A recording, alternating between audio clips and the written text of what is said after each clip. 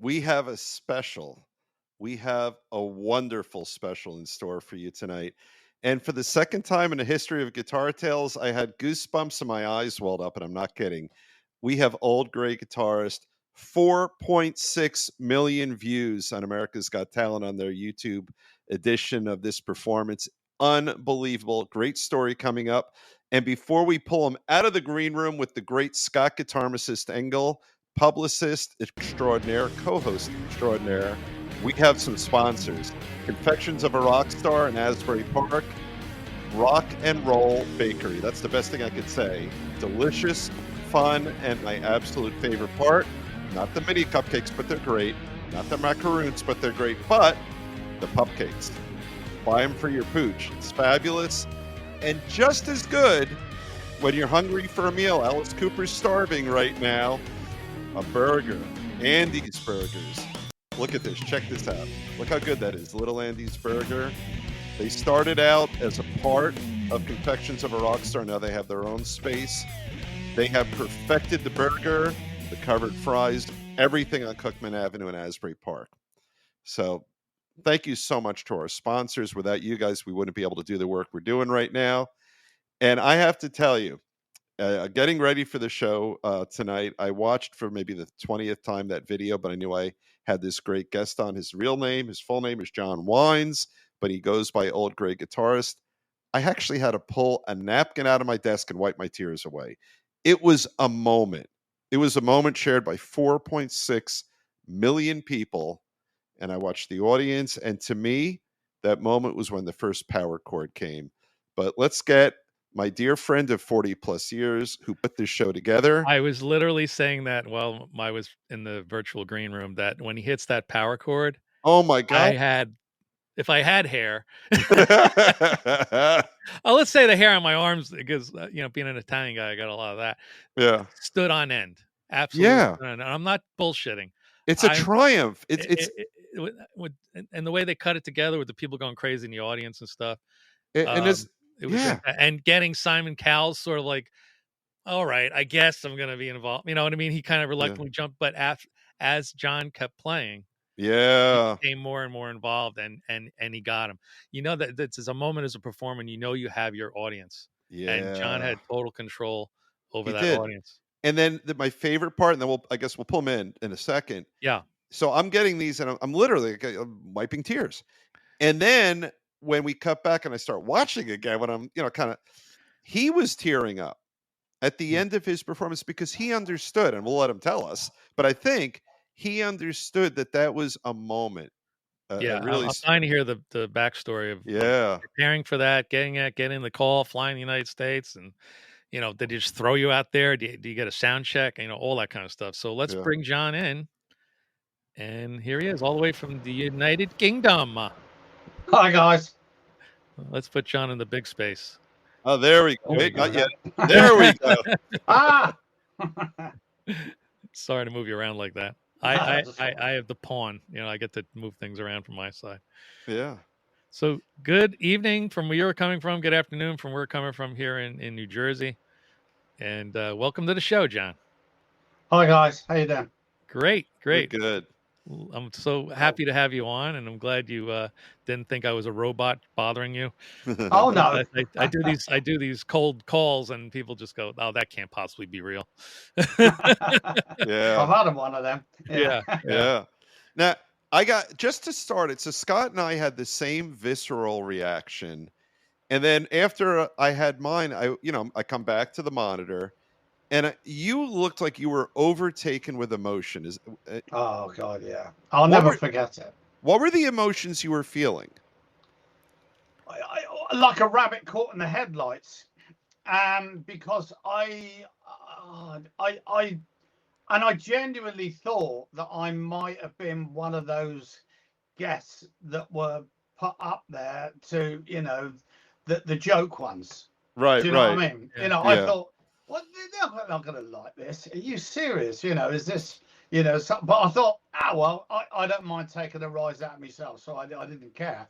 But, so I never, ever expected it to go down the way it did. It wasn't even a thought. It wasn't even a thought. So, the best that could have happened was I got a few round of applause. But when the judges have stood up and the crowd's going crazy, and then they started screaming for more, and it was just surreal.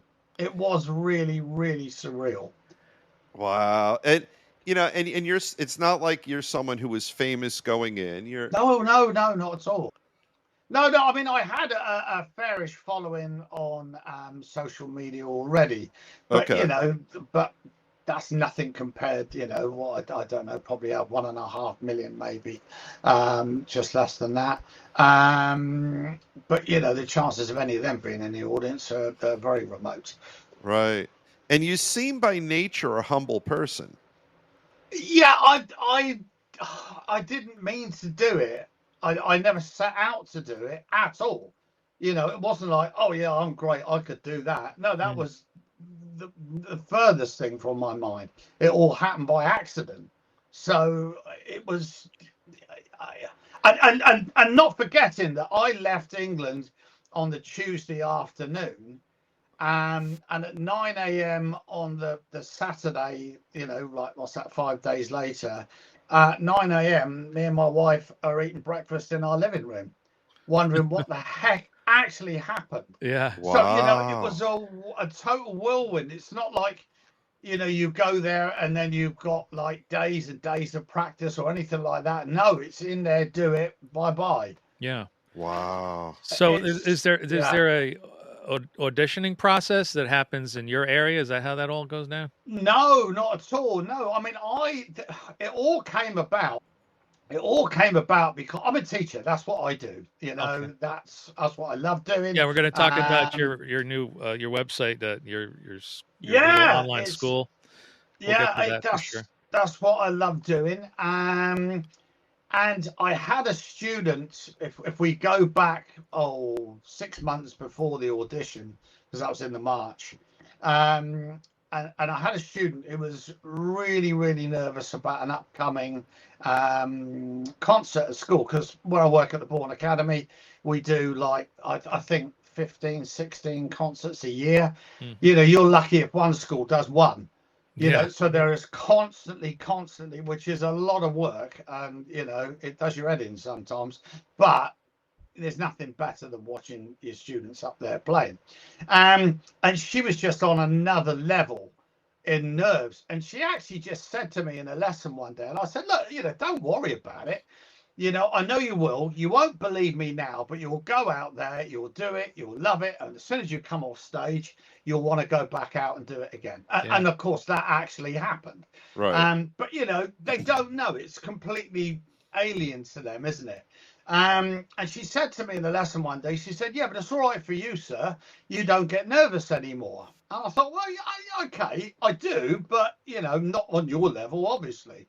And I kind of know what's going to happen. literally within a day or two, I was just scrolling through Instagram, I think it was, and there was just an advert for virtual auditions for AGT, and I just chuckled to myself. Her words came into my head, and I thought, well, if I did that, that would make me nervous. And Right. literally, I thought, oh, go on, apply, and so I did, and give them to fill out the forms and links to your socials and all that. And totally and utterly forgot all about it. I mean, just never gave it a second thought whatsoever. And literally, the only reason for doing it was to say, oh, well, I did tried to audition once, so I know where you're coming from. And then we fast forward to Christmas, and just after Christmas, we went back to school, and it was on the first week back, and I was waiting for an email from someone who I'd offered to help out as a charity. And I thought, why haven't they got back to me? I thought, okay, I've offered you my help, because it was a charity that goes into inner cities and works with kids that have got no money. And I thought, well, look, I've got a little bit of a platform. If I can help you out, I will do, because that's what I love doing. And they hadn't got back to me. This was like a week or two. And I thought, oh, I wonder if it went to my spam folder. And who checks their spam? I mean, you don't, do you? Because it's all rubbish. It's all rubbish. And, a Nigerian prince wants to put $150 million in your account. You should have taken it. Well, that reminds me, he still hasn't paid up, so I must give him another email. Actually, there is another scam going around at the moment, actually. I'll tell you about it later. But so I went in there, and it wasn't there. But there was this one from a guy called Kazu Agawara from allegedly America's Got Talent. We've seen your socials. We love what you do. How do you fancy setting up a Zoom call to see if you'd like to come over here and audition? And I was with the IT bloke at the time. It was at the school.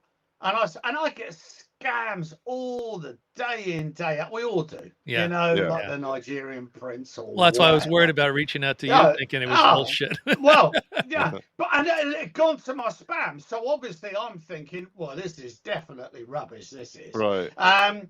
And I said, and I just said to him as a joke, and if I hadn't have done, then I probably wouldn't have done no more about it. But I said, look, they're even trying to scam me on this. And he looked at it and he went, I don't. And he had a look online. He said, look, that bloke exists. He said, I'd have another look. He said, I actually think this is genuine.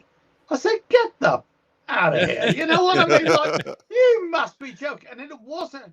And he said, honestly, right, okay. And it had only been in there 2 days. Right. So luckily it had only been there.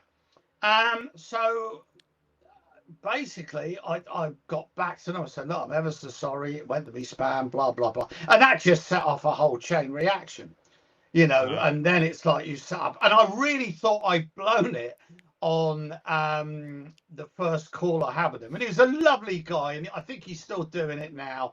And he was such a good guy. He really was. And we had the first meeting, and at the end, and it was going all right. It's like 15, 20 minutes. I thought, all right, okay, this is going all right. And then he asked me a question. And he said, do you mind if I ask you how old you are?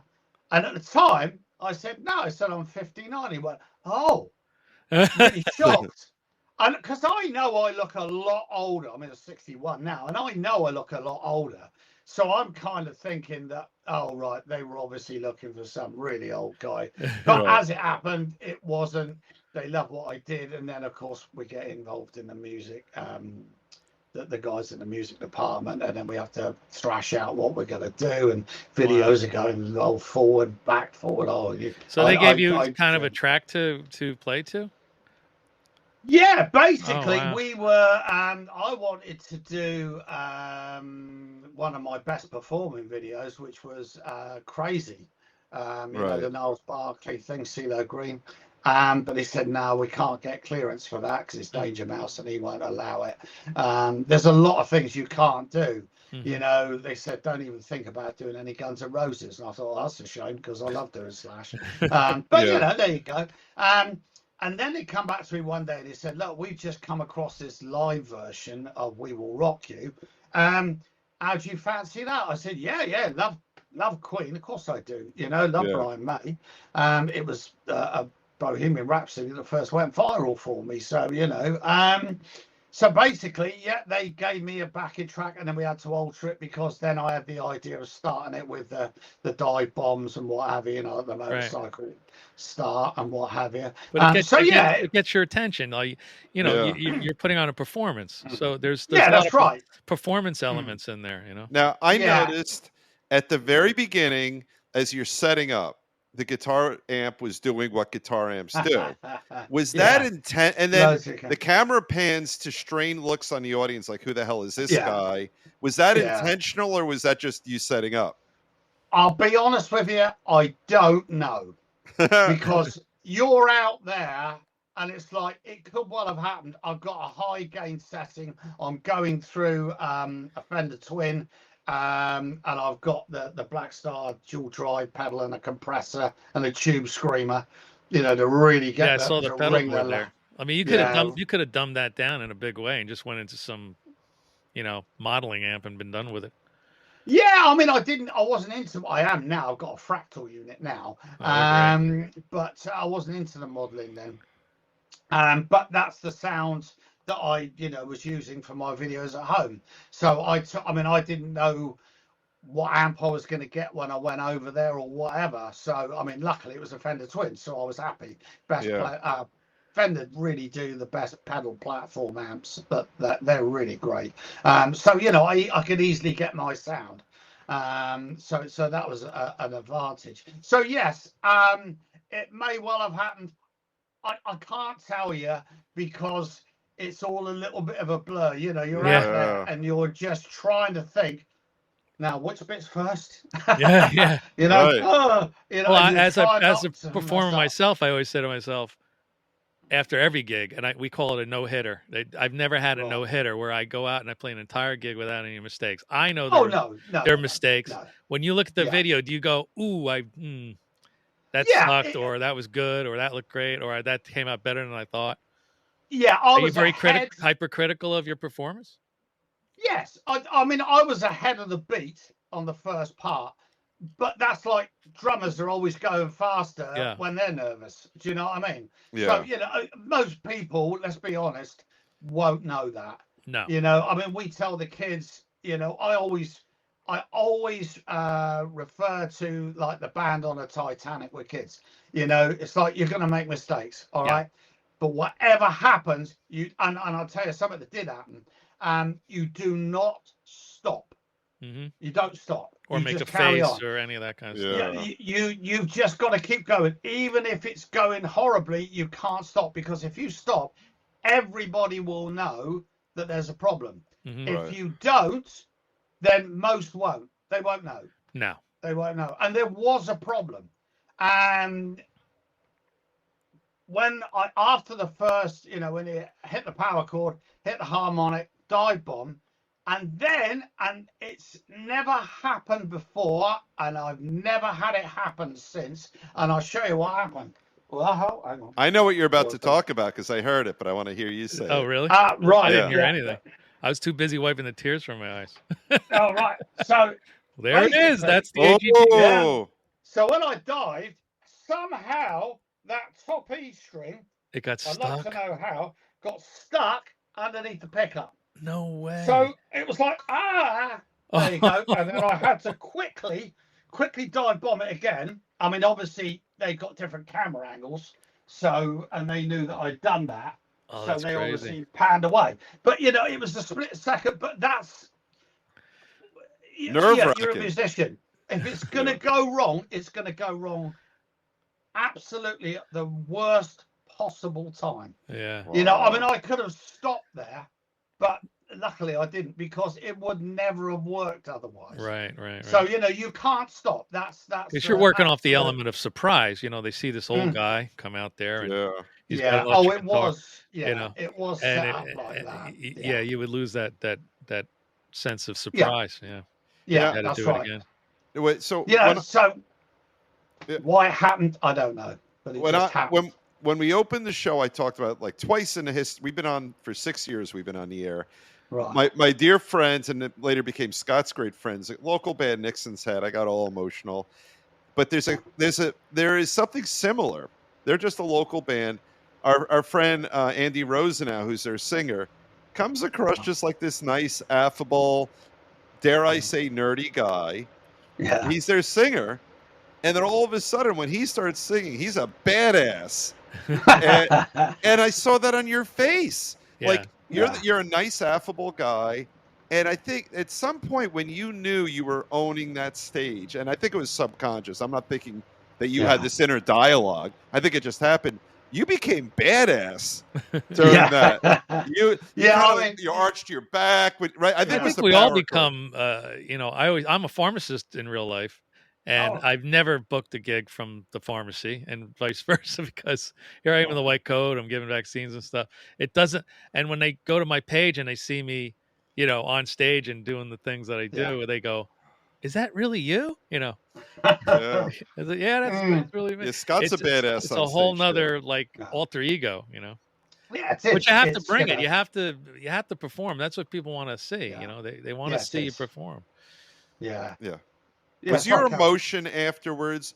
Was that kind of relief that it went great? Well, it was surprise, I would say, is the first thing, without any shadow of a doubt. Yeah, like what the hell just happened? Yeah, no, they're going to goof on me and hit the button. It's 2 minutes. You've got 2 minutes to make an impression. Obviously, you've got all the talking first and what have you. Yeah. Which, that don't help, because you really just, in the back of your mind, in a minute, I've got to go and play, and I really don't want to do this. Right. I really don't want to, but I know I've got to. Yeah. And maybe, just maybe, I'll enjoy it, which obviously I did. Halfway through, you could hear the crowd going, and then suddenly it's like, this is all right, actually. So I relaxed into it a little bit, but you're still. The adrenaline. You're so concentrated on what you've got to do. You're not even in a band situation where you have other mates there to kind of back you up. You're there by yourself with a loud guitar in a weird place, and you've been thrown out there, and it's kind of like, you're using their back line. God only knows. It could have been a shitty amp. Lucky for you. When I was on Guitar Tales for the first time, he gave me a Crate solid state amp. Remember that, Dave? I do. Was that my amp? Yeah. I don't know. It's like I remember the Crate stuff. They did sound like a Crate. You sure that wasn't my Laney that I have right here? My little Laney? I don't even know where that could. Laney's all right. Yeah. But yeah, you're right. It's so relief that it's over. Utter shock. Not only the crowd going crazy, but 4 judges on their feet.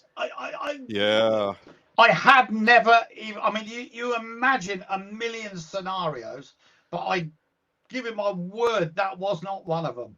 Wow. And it just like, what's going on? It didn't make any sense. It was.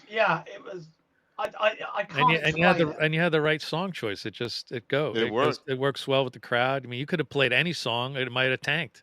Who the hell knows? It might well have done. Yeah. I mean, they got the music department. They got it absolutely right with that. Yeah, there's no question about that. Oh, I have a question. So back home, whether it's family, friends, coworkers, I have this vision of AGT, and you're in like a nice pub with the people who love you. Did you watch it at any point with a big crowd with all your friends cheering for you? No, I mean, I watched it. The thing was, when you do that was done March 28th, 29th. Right. 23. Yeah. Yeah, 23. And there's no guarantee that you're going to get any airtime. Now, obviously, there's no guarantee. They tell you that. It's like 100,000 people apply. They tell you that. 200 are chosen to go before the judges. Maybe 70 or 80 actually get airtime, and not all of them will be a good act. Because they obviously have the silly ones. The strange element, if you like. Yeah. Because it's an entertainment show. That's right. At the end of the day, it's what made the Gong Show so great. Right. Yeah. So it was just, It was all a bit, like I say, all a bit of a whirlwind. But so we didn't know, and it wasn't. And I'll always remember the date. It was June the 6th, and we'd been to see Roger Waters at the O2 in London, which is about 2 hours away from us, and a great concert. And literally, we got the underground, the tube. Because we parked about 3/4 of an hour away, because you can't drive in the centre of London. Forget it. You just cannot do it. Plus, you're driving on the steering wheel's on the wrong side of the car, and you're on the wrong side. No, it's on the right side. You can't see over the bonnet. But so it was like we were on the underground, and we come back when the underground becomes the overground, so where we're coming back to where the car is. And of course my phone pings off with emails, and there's the email from AGT saying you're going to be shown next week. Wow. So, and it was no, actually it wasn't. No, I tell a lie. It was then that they said we'd love to invite you back for the semi-finals. Oh. So I thought, right, well, if I'm being invited back for the semi-finals, which is really what I want, then obviously they're going to show it. And then literally the next day, they said it's in a week's time. And I had to watch it on the internet, because you can't, unless you had a VPN, you can't get it in the UK. So literally I watched it, I think, down here when it came through. And then I went in and saw my wife, because I wanted to see how bad it was first on my own. And I said, right, it's on. Let's go up to the bedroom and watch it on the telly. It's funny you say that. You're just talking. Reminds me, every time I play a gig, there's hundreds of phones out there taking video of me. Yeah. And I know I screwed up one song. I'm like, I pray to God somebody didn't video that and shared it with everybody before I could have a look at it. But I've never asked anyone to take anything down, because, like you said, people don't know. No. But my guitar playing peers know, and they go, "Oh, you really hit a sour note there, didn't you?" Oh, you saw that video, huh? But it's so I didn't know what the edit was going to be like. I had no idea. I couldn't even really remember what the judges said, or what I even said to the judges, because when you go out there, you were just trying to concentrate, and they would leave. And I do remember going out there, because I had no monitor, and I said hello, and of course I never heard anything back. So that's why I said, can you hear me? Of course they could. Of course they could. I'm being an idiot. I mean, this is a major, this is not down the local pub with a sound engineer who doesn't know. But in a funny way, it came off as it almost came off as like, are you with me? When you said, can you hear me? It was like it looked like you were trying to get the crowd riled up ahead of time. I think it's just make me look like an idiot, which I was, in all fairness, because like I say, but I didn't have a monitor, and you know what it's like when you're speaking. Oh yeah. Or you always hear it back. 100%. And of course I didn't. So that's why I said it. I thought you would leave that in, wouldn't you? But it was all part of the build up, isn't it? Yeah. It's like, who's this idiot? Which is fair enough. I don't mind. Well, that's why when you had the sort of feedback scratchiness in the beginning, it sort of added to the drama, because the producers, they were smart. They edited in all these doubting faces, like, ugh, who's this guy? Who's this old joker? And that was really good editing, because then when everyone's face is like, ooh, ooh, ooh, and they get up, it just, in the drama, it was. They know what they're doing. They do. Oh boy, do they know. They manipulated we audience members. Yeah. And I'm glad they did. They know how to spin a yarn. Yeah. But you're right. It's that build up. This is going to be just terrible. Right. And then suddenly, hang on. Playing on a TV show in itself is stressful. We've had guests on that did the Tonight Show. We've had guests on that did Letterman, and no practice. Cool. They shove you out there as a back line. Play. There's and it's just very, very stressful. And you're worrying about your equipment working, like any gig, right? Yeah. I mean, when you're talking about stage fright, I think the genesis of stage fright for me anyway, personally, is that my shit's not going to work, right? My strings are going to Right. break, Yes. or the amps, Oh yeah. or I'm going to Yeah. blow a tube, or That's fall right. off And the you stage, know, or hurt myself or something. you break a string on a Floyd, that's Yeah, it. I'm It's a game Floyd. I'm a over. Floyd guy, so I Yeah, I there's know the horrors of nothing that. you can do. You got to reach Nothing for you another can do about guitar. it at all. Keep Yeah, playing while I get another guitar plugged in. Yep. You've got no choice. But There's again, without a no band, you have recovery. no safety cushion. You're there by No. yourself. It's No, I know. That's it. Yeah, tell me about it. astonishing Yeah. pressure. Yeah, it is a lot more pressurized. You know, you can't look at the drummer and blame him, you know. Yeah. Which is such a shame. Like Roger Daltrey just did. Yeah. Oh right, Yeah, yeah. the Oh drummer. yeah, he had a big blow up, didn't he? Yeah, With They yeah. did. They Starkey. did. Yeah. Yeah. Mm. I was going to play drums for them, but it's too far away. Oh, right. So, John, let's switch gears a little bit and tell us. We heard a little bit about your role as a teacher. Tell us about this university you've got. And I got a really pretty QR code to pop up here so you chat about it. Yeah, I mean, basically what I've done is I've just created a guitar beginners. Now, obviously, most of my work every year when I go back to school in September, I'll have all the new guys coming into school. Most of them would never have played before, or may just have a guitar and have done Smoke on the Water on one string or whatever. Yeah. So I've kind of created the course for, I think there's about 35 videos. Oh wow. Something like that, where it basically takes you through all the questions that I ever get asked, like, well, should I have an acoustic or an electric? You know, how do I hold it? How do I hold the pick? You know, so it's all those things. But there's things in there that I think a lot of people don't do. And this is one of my bugbears, is a lot of teachers, they and schools, they just rely on giving the kids the lyrics with the chords above it. Yeah. Now that's great. That's brilliant if you sing. 80% of us don't. So you need to know how to count through a proper lead sheet or a proper chord chart. I don't want to know what the lyrics are. I just want to know where I am musically. So, you know, I go through reading rhythms in that. We learn how to read chord charts, which is how you work on a gig. You know that. Yeah. I've done depths where it's like, well, do you know so-and-so the song? No, I never heard of it. All right, no worries. I'll just scratch you out a chart. No worries.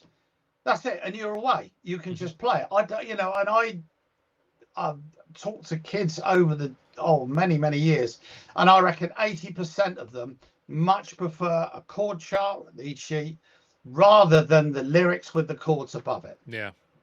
I don't want to know like it. They don't. Yeah. Yeah. It's some people like that, but it's okay if you know the song and you know where the lyrics are, so you know where the changes. But I much prefer to count my way through things. You know, I'm listening to the drummer. So. I wanted to go back. You mentioned something about you know, acoustic guitars versus electric and students. Yeah. What's your take on that? I know my answer. This is like an ongoing. For beginners, my personal opinion is start on the electric because it's easier. Thank you. Yes. It is. You get all these people who say, no, but you'll build up more strength from an acoustic. Yeah, you will if you keep going. Yes. But listen, when I was around 9 years old, I pestered my parents for a guitar. Now, you know what it's like nowadays. It's pretty hard to buy a budget instrument that's bad. In them days, you could virtually never buy a budget instrument that was any good. And the action on it, you could drive a bus under. Yeah. So I never, ever played that thing because it was just too damn hard to play. So I never took it up. Now, if I'd have had an electric maybe, or even, you know, something with a decent action, I probably would have taken it up. I don't know.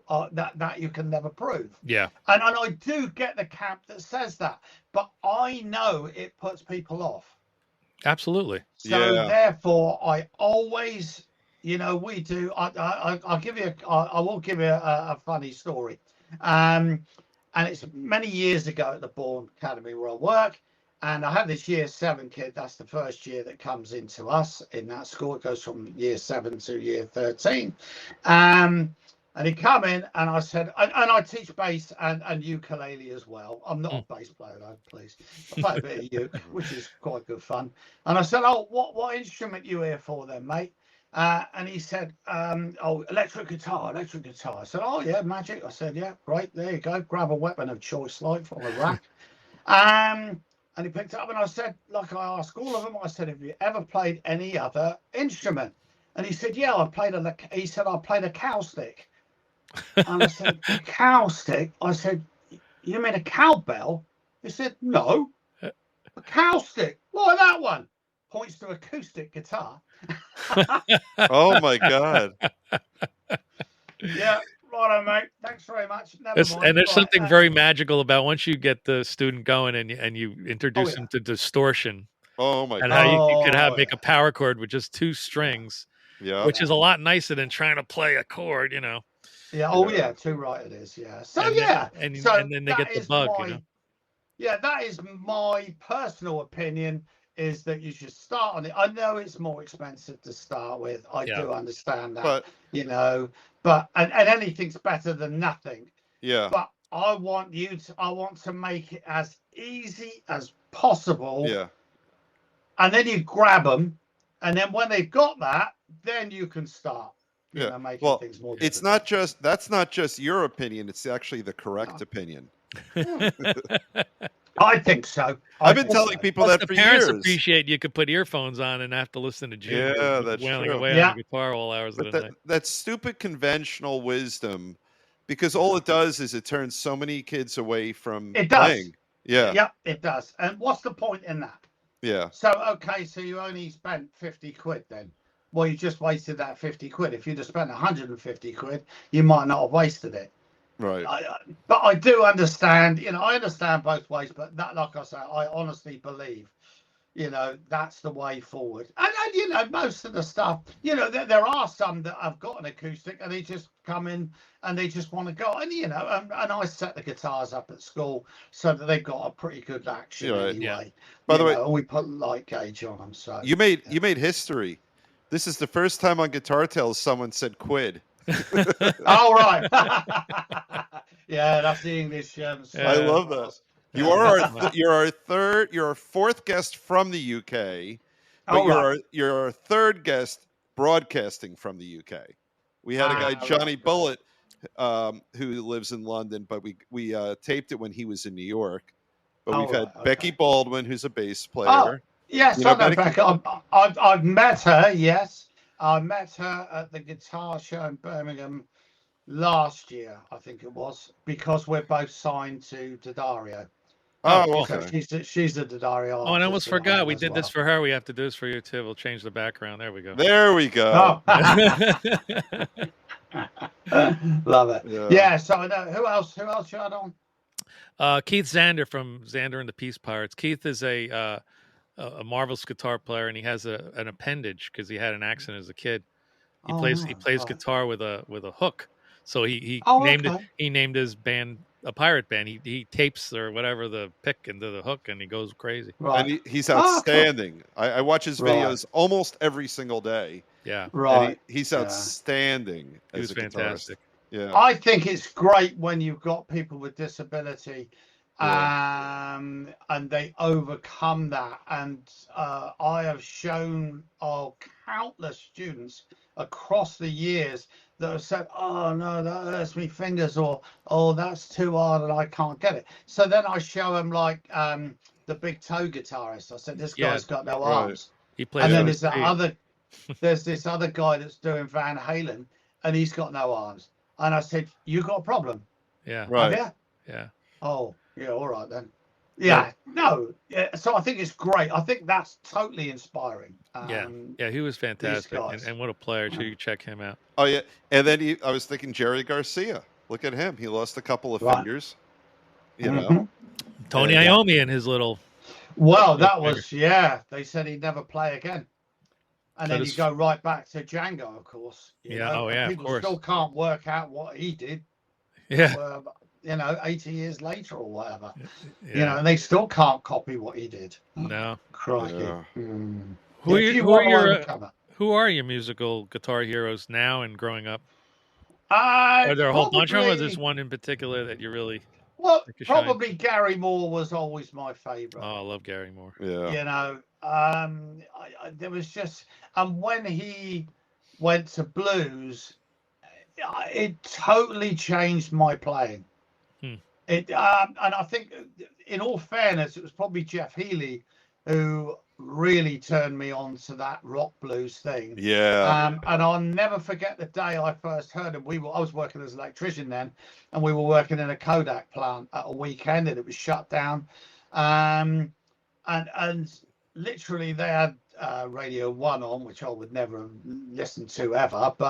And then suddenly, and I can't remember if it was, I think it was Confidence Man that they played, and I just stopped work because who the heck is this? The playing was just like, I love this. And I just stopped and I made sure, and it was like, oh, this is by Jeff Healey, blah, blah, blah. I didn't know at the time he was blind.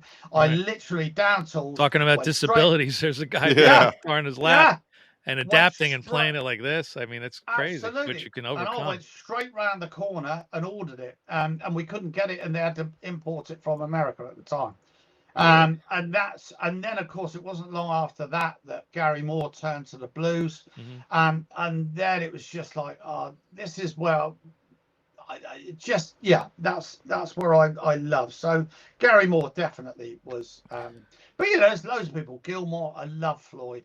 My favorite album is The Wall. I mean, Gilmore, note efficiency, Yeah. You don't need many, you just need the right ones. Yeah. And he knows which ones are right. And then that's a good point. If you're teaching students, they get hung up on flurries of notes and playing fast and stuff. And you don't have to play fast to make an impact on somebody's emotions. Look, it's just the way it is. We're going through that phase again, aren't we? We're going through that phase again where everything's shred crazy again. And it's really clever. And don't get me wrong. And I went to an event earlier this year. I won't say what it was, otherwise the people might know who I'm talking about. And there was some guys there, and there was 3 in particular that were just off the scale. I mean, playing wise, they were right up there with Guthrie. They were unbelievable players, and Guthrie's a bit different. I love Guthrie. But at the end of the day, I was kind of thinking, all those 3 guys, they were all kind of playing the same thing, though. Right. There was no real. It was I mean, I could never play that fast and that clean ever, and I totally get how much work they put into it, and I understand that. But there wasn't really any individuality about it. That's it was almost generic. I mean, I'd still love to do it. Don't get me wrong. So I'm not saying they were bad, because they weren't. They were absolutely on top of their game. But then you think, like you say, you just think about note efficiency, and Gilmore was perfect for that. He doesn't need that many notes. He doesn't need it. No, and that's why Pete hired him. He was. He's just the most fabulous. And Brian May, obviously, there's so many of these guys. Angus Young he always gets overlooked.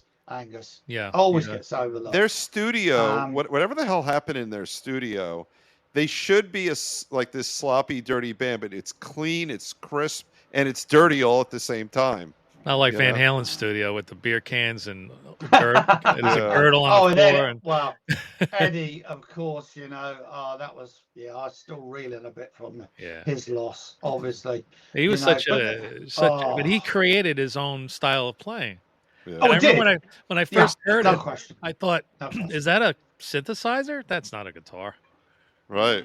He just came up with crazy things that you don't normally do on guitar, and then you just but it wasn't like an afterthought. We've all done that at home. Like I remember the first time I took a drumstick to a guitar to see what would happen. Right. And I thought I was being an ingenious, I invented. You can't really invent something on your own. Somebody's always done it before you.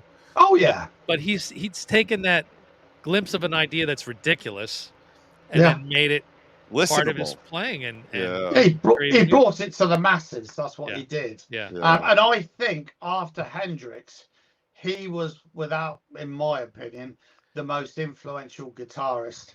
Oh, I think unquestionably, in my opinion, too. Jimmy totally ripped up the rule book and went, Right. Yeah. man, this is what I love. And we wouldn't be here without him. And I don't think there's a guitarist alive. They might say that they're not influenced by him, but they are, because he just did so many things first. Yeah. And then after that, I think it was Eddie who really shook the whole world up. Well, you look at Hendrix and you look at guitar playing in his era and what he was doing. People blow it off like, oh, that's not so hard to play. Well, that's not the point. Yeah. He came up with this in totally different way to play guitar. Now, if you're a guitar teacher and you're watching that back then, he's got his thumb hooked over, the thing strung up backwards. He's beating the shit out of the whammy bar. He's playing at high volumes, So do you teach your students how to control feedback like he did? Or are they less advanced than that, your students? Yeah, most of them are less advanced than that. I mean, we do, when we get into sort of some dirty playing with the distortion and whatever, because a lot of people say, oh, you should always practice clean because distortion masks problems. Now, okay, yes, it can, but distortion creates its own problems. Yeah. You have got to mute. Half of playing this instrument is learning what not to play. You've got to be damping with this and this hand. You just got to be. It's so distortion really can bring your sloppiness to the forefront as well. So yes, it can mask problems, but it creates its own as well. So you have to go through that. And you have to tame the beast. You have to tame the beast. You do. Yeah, there's no question about that. Do you remember the first time you plugged into a high volume amplifier and how uncontrollable? I just remember I just touched the strings and it was loud as shit. I'm like, oh my God, how am I going to play this? It's great though, isn't it? It's a good feeling.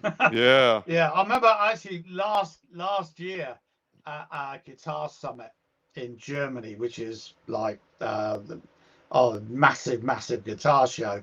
I got to go to, it's a silent show. It's not like NAMM. So it's a silent show, which when I went in there to start with was a bit weird. But after half an hour, I thought, you know what, this is brilliant because you could talk to people. Oh, it was great. Silent show. And then I got to go to the live room where a guy's got a switcher with probably 100 amps, and a few people lucky enough to go in there, and I was lucky enough to be one of them. And they had a high watt amp on full.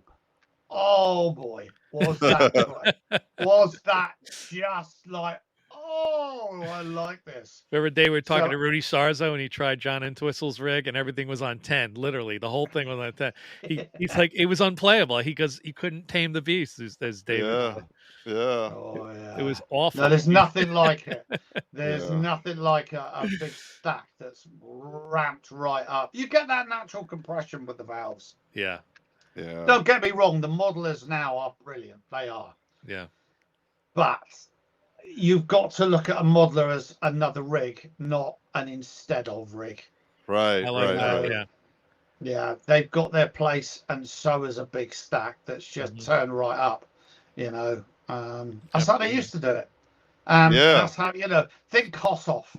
Just think Kossoff, what he could do. It just, I mean, there was no tube screamers or anything like that. Just straight into a Marshall, whacked right up, and he would make that note sing for days. Yeah. And that's from him. That's from him. That's not through any algorithm. Yeah.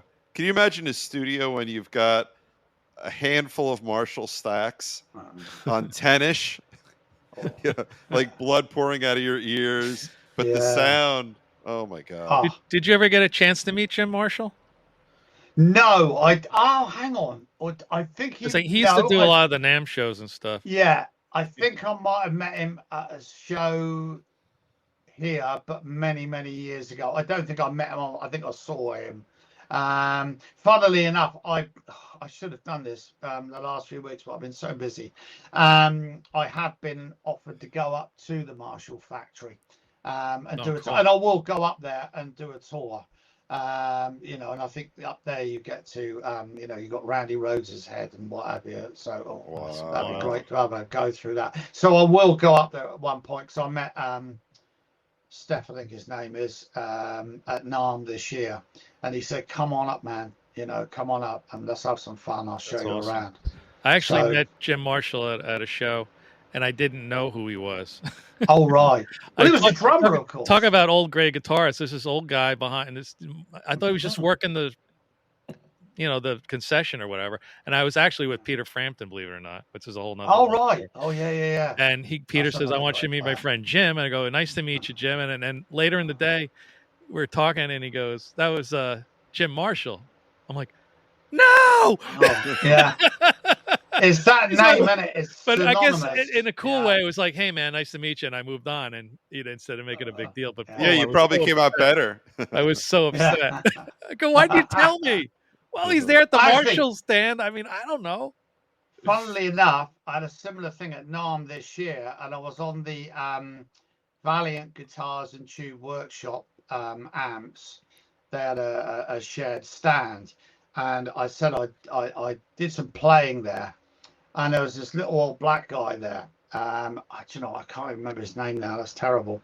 And he said afterwards, he said, "Oh man, it's great to hear some blues." He said, "I love blues," and he's real. I said, "Yeah." And I had been introduced, but there's so much noise at NARM, you don't know what's going on. And I said, "Don't tell me you met Buddy Guys. This is going to end the story." No. It's kind of better in a way. And he says a bass player. I said, "Well, let's grab a bass. Let's just play some blues." So we just did. So we were just playing some blues, and it wasn't until they posted it on social media that it was only Hendrix's first blooming bass player, wasn't it? Oh my God! And he was like, "You never told me that. I would have taken him to dinner and never let him go." Oh wow! Story. But it makes for a better story, you know. Oh yeah, I mean, do you know what? It's terrible because I can't remember his name now. Oh, my head's terrible. But he was a lovely guy, and he was like 90, and he looked a lot younger than me. You know, which was even more annoying. But, you know, yeah. I mean, if only I'd have known. I might well have been told, but there's so much noise going on at night. Yeah. It's loud there. Going on. There's about 40 guys playing "Stairway to Heaven," another 40 guys playing "Smoke on the Water." I would have literally chained him somewhere. Said, "Tell me this, tell me that." You know. Yeah. So the time we have left, we were going to talk about challenges of being an older guy. You know, I find that I'm forgetting lyrics more often, and sometimes I get like a cramp in my arm or something zapping down my forearm. You know, certainly can't do too many jumps anymore. Boy, that. Oh no! I think my breakdancing days are over. I did a Townsend windmill at one gig, and I had to go to an orthopedic surgeon. I had my rotator cuff looked at. Yeah, it doesn't get any easier, does it? You so, are there any major challenges for you as an older guy? At the moment, it's okay. I think my little finger is starting to get that trigger finger thing going on. Yeah, if I'm stretching that far now, you know, I can get over it. It's not too bad. It can give me a bit of jip. But apart from that, really, at the moment, I'm really lucky. You know, everything's still kind of fluid. It's just my brain that's gone. You know, and yeah, trying to remember things. And, crikey! You know, we're going to go on with the interview. He's just going to blurt out, "David Johnson." That's the guy's name. What? Oh, from before. You remember? I tell you, it's really annoying me. And he's going to find the connection for the wire after the show's over too. But yeah, so I'm lucky at the moment. I mean, you know, obviously as time goes on, you know, you've got to realise that your body is. Funnily enough, I've been saying for at least 10 years, I'm gonna get back into biking. And something always crops up every year that you just life can't gets in the way or whatever. Yeah, and then this year I've had a couple of hospital visits for surgery and what have you, and you know that things ain't so good. And I was rushed back in after an operation because this is how unlucky my life gets. I went in for planned operation to get rid of my gallbladder, Right. Because that's been giving me stick for goodness knows how long. Um, and literally, I got released the same night. I thought, well, this isn't too bad. It hurts, but we're all right. We're in good shape. 7 o'clock the next morning, I felt like the alien was coming out of my stomach. Oh, And no. I've never felt pain like it. So my wife rang the ward. They said, get him to A&E now. So literally, she rushed me down to the hospital. I got 3 paces outside the car and collapsed into the flower bed, and I was Oh my coughing up goodness. blood Oh my and God. all stuff.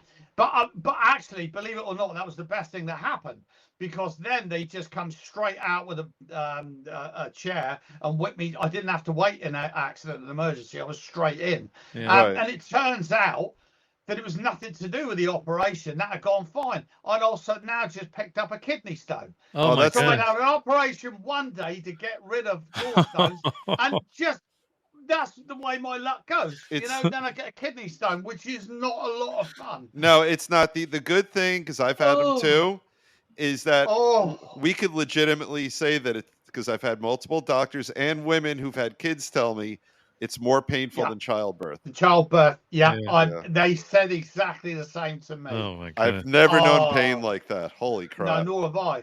Yeah. They were jacking me up with that. What is it? Morphine. Yeah. I was Yeah. Never saying I heard of it. need more. No, Yeah. like it's Oh. not touching me. We can't give you any more. Just chuck it in. You know. Yeah. Oh, Yeah. boy. That is And bad. literally, that was the catalyst. I said, right, that's it. I'm buying a bike. That's it. I don't care now. Blow the money. We just do it. So wife's Yeah. really Well, supportive. be careful on those bikes. Um, My friend just had a so- terrible accident on his bike. oh no, don't say Not that. motorcycle, even a bicycle. Oh, right, bicycle. No, Just be I much careful. prefer one with Wear a wheels. helmet and be careful. Yeah. Oh no, I do. But the thing is, as it's so wide, it's like my hips are now giving me problems. So I'm not sure how long my biking career is going to last now.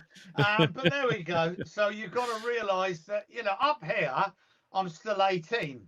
Yeah. Yeah, that's all that that. most of what matters.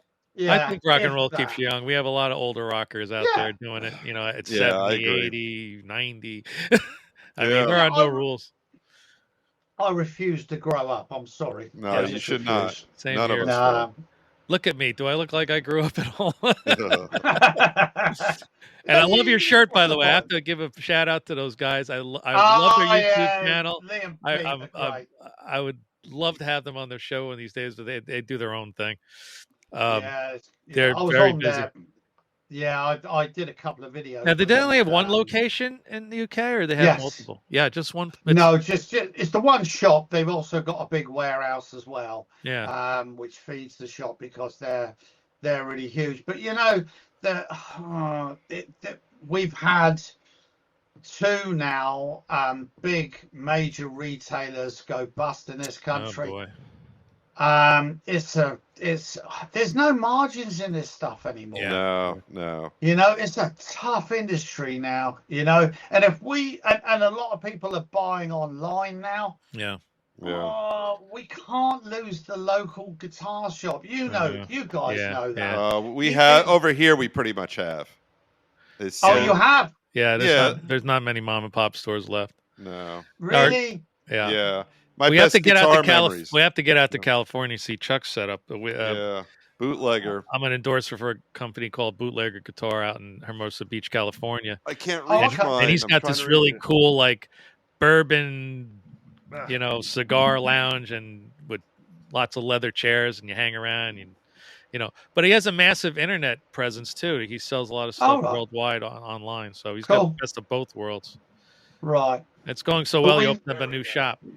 There's my bootlegger. But we need these shops, you know, we Yeah. do, because but then the whole world it's not just music stores, you know, the high street is going. Yeah. You know, because everybody buys off Amazon. And I'm probably just as guilty as everybody else. So It's hey, what it's can I hard not say? to, you know. I just bought a It is guitar hard for not to. $120 last week. $120. I thought it was going to I be bet utter it's shit, good though. and it's Great. fine. I bought What it because was it it? looks cool for the aesthetic look of it. If I'm doing a specific show and I wanted an SG and I Right. don't own an SG, so I said, well, let me Right. see if I can make something nice out of it so I could use it for one Yeah. set and then sell it probably. But it turned Well, out to be really great. Yeah, what make was it? Leo James, it's called. All right, I don't know that one. I mean, Yeah, it's a I've Chinese company. It's Amazon, $120 bucks, and I thought it was going to be utter garbage, and it was. I just did a review on it yesterday. You don't have to spend a lot of money nowadays. Yeah. You really don't. No. I've done. I think I've got about 5 or 6 Harley Benton guitars. I'm waiting for some more to turn Harley up. Benton stuff's incredible. And this, I cannot believe how good those guitars are. Yeah. They are genuinely, utterly brilliant for the money. Yeah. Yep. I mean, I've got 2 Ivy guitars, and they're wonderful. Right. Under $200. Yeah. You don't need to spend the money anymore. The good news is the students can get a quality instrument for a lower price.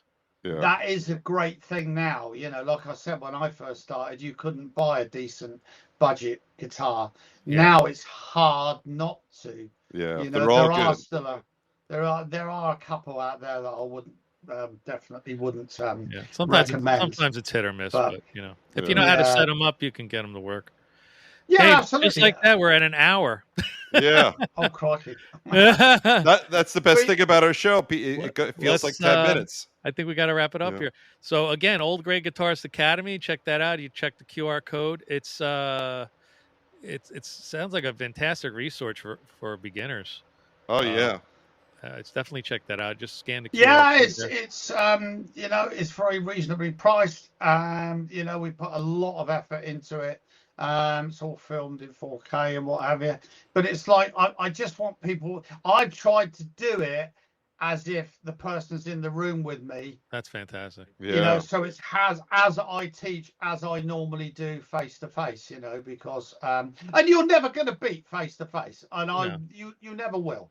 There isn't a course alive that will be as good as a good teacher will be face to face. Absolutely. But not everybody's got access to that. Right. Some people might be a bit more remote, or there might not be a good teacher in the area. There's a lot of people teaching that maybe, all they want to do is just show off. I see that all the time. And, it's really, no, it's, it's, like I say, you'll never beat face to face. I've given Dave a couple of lessons, but nothing's rubbing off. Maybe he needs to take your course. Yeah, maybe. Hey, I think I just got insulted. I think the first list of songs that came over to your house to show you, it was like way over your head. And I'm like, I got to really get this a lot simpler for you. Yeah. And so the second time we got together was a lot better. We did well. Right. Yeah. Did you play together as well in a band, or? We did about 40 years ago. Yeah. Oh, right. Yeah. But now I'm doing my own thing. Actually, I'm on hiatus from my band because of my work schedule, so they have somebody filling in for me all summer. But I'm enjoying my summer off, and I'm playing. I'm jamming every Tuesday. I got my little jam party tonight. We're going to do some Black Sabbath stuff, I think. If I can ask you a question, because I've just got involved with another company, actually, called E-Record. I think they've got some really good ideas. They're basically, it's an online where you can jam with other people. Yeah. So you can record with other people. You all kind of play along to the track, record it on your phone, and then they put it all together for you. Do you think there's, and I'm just being genuine, do you think that's a good idea? It's a great idea. During COVID, I was involved in a company called Kazam, which is the same type of thing. However, you have to put everything together yourself, and I couldn't pull it off. The latency was weird. They're going to do that for you. I like that. If you that is a straight name. out play, and they can somehow piece it together for you, I think that would be huge. Yes, I think it's a good idea. Because not everybody's got access to play with other people, right? Or that they're nervous, they don't want to meet people face to face, and I get that. Whereas if they can record their own thing on their phone at home and then send it in, and then the software then puts it together with the other instruments. That makes a lot of sense. Yeah, I think it's a really good idea. And it could be encouraging because then you get a nice finished product, and it encourages you to play more. So that can be good too. Yeah, and I think it's great for beginners, and then you can meet other people as well. And there might be someone just around the corner. You don't know, do you? The world's a village. I've Yeah, met it is. people, you know, halfway around the world that live in the next street. You know, Yeah. it's crazy, man. It's crazy. It's good stuff. All right, Dave. I think we should wrap it up here, and I really appreciate you, John, coming on with us. Oh, Chat. this It was is a great. Oh, thanks, guys. I already forgot what we talked about. I can't wait to edit this together. I know. This was fabulous, and we love your energy. Good, positive, man. humble energy. Thanks. So Yeah, it's keep great up the stuff. good work, and try not to make Dave cry the next time you play guitar. No. Oh, keep doing it, man. I want to cry again. That was great. Yeah. Let's end the right. show with Jeremy Asbrock and the fellows that play with Ace Frehley this summer. Oh, that's right. Ryan and Jeremy, they're fantastic. Ryan Cook. Ryan Cook. There Ryan we Spencer go. Cook. See, Right. there's my mind, The old John. brain. It took It took two brains to figure out Ryan's name because he's got Scott's three brain- names. He couldn't yeah. have one. Scott's brain plus my brain equals one brain. Yeah. Ryan, change your name to Sting or something so it's easy to remember. Yeah. Good All night, right, everybody. Well, thank you again. Have a Keep good it on night. guitar. Cheers. Bye-bye. Cheers. Cheers. See ya. Hey everybody, Hey, what's up? Jeremy here. Ryan here, and where are we, Jer? We are at Mohegan Sun in Lucasville Connecticut, and surrounding communities. and surrounding communities. So we're here to tell you we're having a great show tonight. We're going to have a great show Wait, tonight. wait, wait. Who do we play with? Ace Frehley. We play with Ace Frehley. We do play with Ace Frehley. And we're here to tell you to go watch Guitar Tales with Dave Cohen. our favorite show. We love it. We've been on there. It's a good time. Those guys are good. A lawyer And a pharmacist. and a pharmacist. You know what that means? They got way more money than us. They sure do. Don't be in a band. Be a pharmacist or a lawyer. We love you guys. Bye. See ya.